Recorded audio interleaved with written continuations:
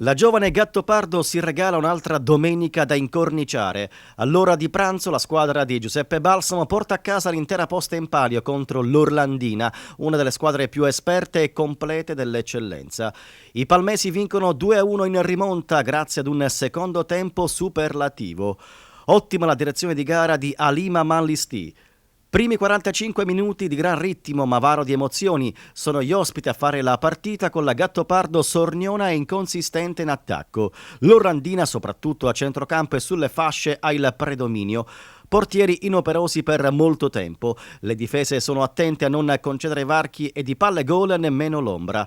Alla mezz'ora la partita si sblocca ed è l'Orlandina a passare in vantaggio. Angolo dalla sinistra e zampata vincente di Merlino. La Gattopardo è sotto 0-1.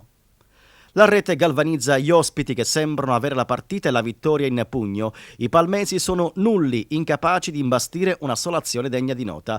E si va al riposo con l'Orlandina in vantaggio. Balsamo nella ripresa cambia modulo e chiede maggiore gioco sulle fasce. Dentro Marino per Sorce.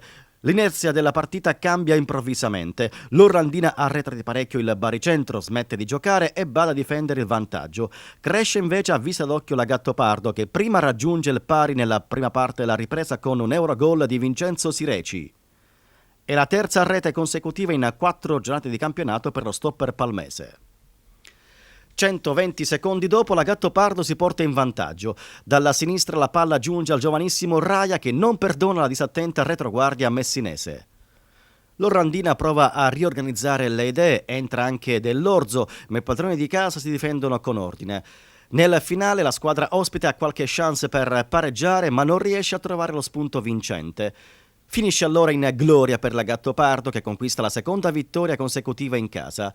L'Orlandina invece torna a casa senza punti e con il morale sotto i tacchi per una vittoria gettata al vento.